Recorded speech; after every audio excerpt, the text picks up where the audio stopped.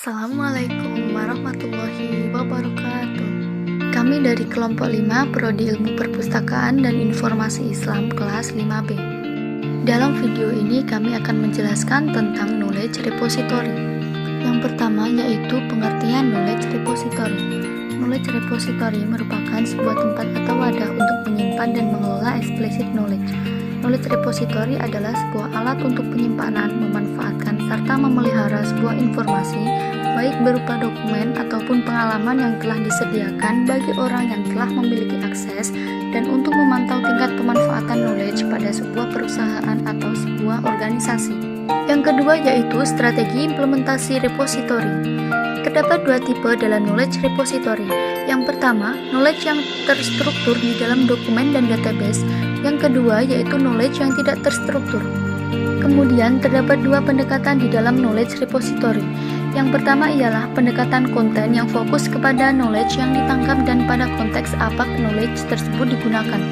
Yang kedua, pendekatan repository yang pendekatannya fokus pada bagaimana knowledge disimpan dan didapatkan kembali. Strategi pengembangan repository dikelompokkan menjadi 3 domain utama. Yang pertama, teknologi manajemen database, yang merupakan metode dalam teknologi informasi yang dapat membantu tercapainya misi knowledge repository. Yang kedua yaitu manajemen user. Menurut Seja, setelah organisasi knowledge repository dapat menemukan, menangkap, dan juga menyimpan knowledge mereka, maka knowledge tersebut hanya bisa tersimpan saja di dalam repositories organisasi tanpa ada yang mengakses dan juga menggunakannya. Yang ketiga yaitu manajemen konten. Seiring berkembangnya teknologi dan informasi, maka pilihan terbaik sebagai media penyimpanan ialah komputer. Media penyimpanan komputer menyediakan variasi format dokumen yang luas, yaitu berupa dokumen yang berbasis gambar digital, suara, video, teks, dan juga multimedia. Yang ketiga yaitu perpustakaan sebagai knowledge repository. Menurut Nur Rahayu tahun 2016, pengembangan perpustakaan sebagai knowledge repository dapat dilakukan dengan cara yang pertama, repository institusional dengan cara mengemas ulang informasi dengan mengalih mediakan semua hasil karya peneliti menjadi koleksi digital. Yang kedua, memperbanyak publikasi ilmiah dari hasil penelitian yang dilakukan oleh para peneliti di berbagai jurnal yang terakreditasi, khususnya jurnal internasional. Yang ketiga, melangkan online database yang beragam dari berbagai disiplin ilmu dengan menambah literatur e-jurnal atau elektronik jurnal internasional. Yang keempat, menghimpun informasi dari penerbitan publikasi ilmiah khususnya yang dapat diakses melalui media internet.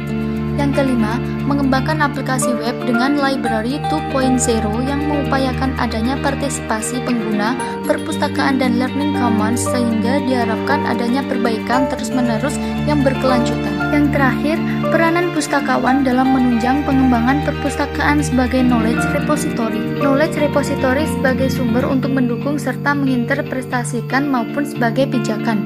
Pengembangan perpustakaan agar bisa diakses secara terus-menerus tentu membutuhkan beberapa komponen.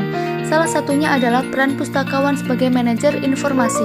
Institutional repository merupakan salah satu bentuk bahan pustaka yang ada di perpustakaan, khususnya perpustakaan perguruan tinggi.